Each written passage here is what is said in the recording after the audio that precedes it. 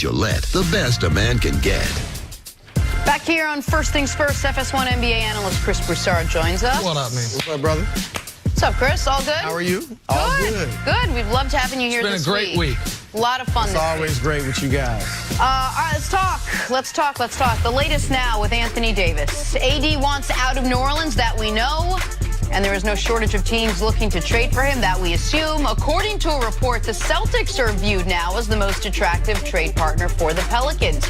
In addition to young players like Jason Tatum and Jaylen Brown, Boston has the numbers 14, 20, and 22nd pick in this year's draft. Broussard, should the Celtics blow up their young core for Anthony Davis? It all depends on Kyrie Irving, period. That's like the end of the discussion. He's close with Anthony Davis. He can be talking to Anthony Davis right now. The Celtics should be talking to Kyrie. Look, if we can get AD, will you stay?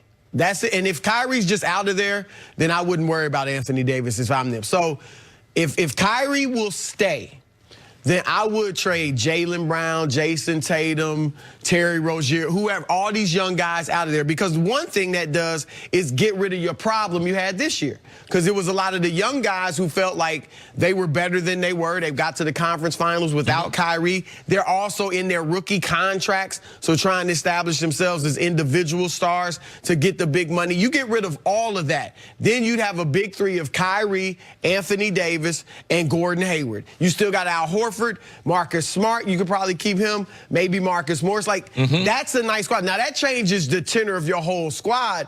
And then the question becomes, can Brad Stevens handle all these Mercedes-Benzes? Because he didn't do that this year. So if Kyrie's out of there, there's no way I'm giving up my youngsters for what's probably a one-year rental, because they're not going to, if they give up all those guys, Jason Tatum and so on, and lose Kyrie, they're not going to be as good as Milwaukee. Well, they're not going to be as good as Philadelphia, Let me ask probably. you this. If Kyrie leaves and they trade all those guys, are they as good as New Orleans? Like, if Anthony Davis... That's a fair question. Anthony Davis, like Zion, Drew Holiday, and me, versus what would be left in Boston, right, which is what? Gordon Hayward trying to come back, Al Horford if he opts in, and Anthony Davis. You would make the playoffs because the East isn't as deep, but that's it. You're right. You wouldn't be a contender. I think they should make the playoffs if he were to stay in New Orleans next year with Drew Holiday, Zion, and a full 82 they games. Should have been able to fight for it this year. Absolutely. But so here's the thing. I think at first glance, you're like, man, David Griffin said what he wants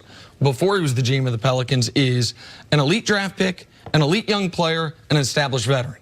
Well, the Celtics can offer that Memphis pick, which one day might be an elite draft pick. They don't have an elite draft pick now. 14, 20, and 22 are. Right. 14's okay. 20 and 22 are 1 in 20 lottery tickets. But the Memphis pick, there's the elite draft pick.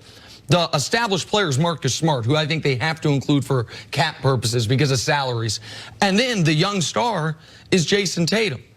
And that then and I think Jason Tatum's obviously better than any young player the Lakers have to offer, better than any young player the Knicks have to offer. But is Jason Tatum actually a future All-Star? Is Jason Tatum the guy that he looked like he was going to be after his rookie year? Or is he the guy that looks like he leveled off in year 2? I got a fun little blind reveal for you. We haven't done one of these in a while. There's Jason Tatum. The guy on the right, same age, same draft class. He's about 5 inches taller, almost same percentage from 3, more points, more rebounds. Who's the guy on the right? If we could, please. Maybe Lauri Markkanen. If Lauri Markkanen was the centerpiece of a trade, because the Bulls can offer but that's different. Lauri Markkanen is playing on a bad team. Jason we got to Tatum, rebate all of them. Right. Jason Tatum was playing on a team that was going for a championship. And Kyrie Irving's presence changed everything. Agreed on all points, but how much are we going to subtract from Markkanen's numbers? What do we think they would look like if those two guys flip-flopped? Do we think Lauri Markkanen couldn't have put up the season Jason Tatum did in Boston this year? He's not nearly as good as Jason Tatum. You think it's a massive gap, Markkanen to Tatum? And I like Markkanen, but no, come on. Okay, so you think Jason Tatum's You can't just put a bunch of numbers on the screen and say who's better. You got to look at the context. No, I did look. I agreed, but the context. If they played the same position, you might be able to do some comparison, but their skill sets are totally different. I understand what you're trying to say because he's just trying to make the point for Chicago as a franchise. But the truth of the matter is, all that don't matter. Anthony Davis don't want to go to Chicago. He's from Chicago. Anthony Davis does not want to go to Boston. Right. So if Kyrie says I'm out, Anthony Davis, they don't have that prime pick this year that David Griffin said that he wants. Right. And now you can't put Tatum into a deal and Kyrie being out because people have talked about the Kawhi experience, all right? And, okay, it's been good. But first day of free agency, Kawhi could be with the Clippers. And then everybody been talking about, you know, Paul George, that really worked out. That's a precedent. Well, Paul George might have made a mistake. They got bumped at round number 1. He's not going to be getting all that goodwill. Oh, man, great job. Small market, man. Great to watch. Watch other players try to follow this. No, sirree. Man, guys want to win. And in this, I believe that Kyrie realized because he didn't pick Boston. Right. Man, I get my second chance at this. I don't know how long I'm going to play. I'm getting ready to get me a superstar. So he can either go to New York and either try to lure someone to Brooklyn or he can join LeBron in L.A. If I'm Kyrie, man, I'm not thinking about playing in Boston anymore. Even if you could get AD, like, and I don't know that AD would stay even with Kyrie, but you talk to him. This is the thing. AD does not have the personality to change the franchise. Because Kyrie was not, when those guys Kyrie would still be the leader. It'd still be Kyrie's team. I agree with that. Yes, and just because you ship those guys out of the locker room, Kyrie has a problem leading. So even though he's not leading those Tatum, Rozier, all right, but he's going to be leading some other young players. So we've been talking about this for a couple weeks now. Where do you think, if it isn't Boston then, that AD ends up? I think he ends up in New York. Because I think David Griffin is going to make it very hard on the Lakers to get that deal done. One, because it's the Lakers and the whole situation. Two, because it's the West.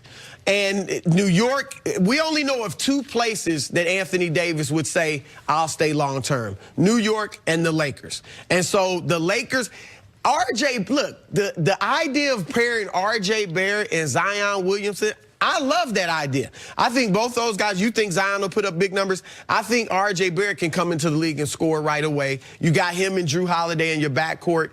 That's pretty good. Then New York may have to get a third team involved.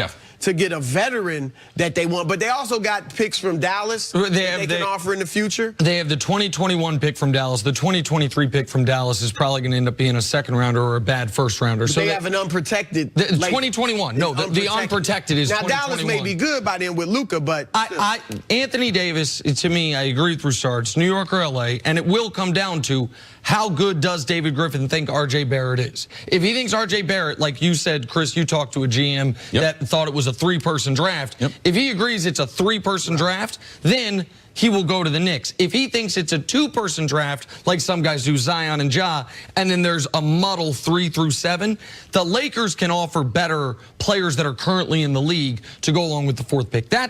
We don't know where Anthony Davis is going. I feel like we know this. Kyrie Irving is not going back to Boston. Kyrie Irving did not have a good time this year in Boston.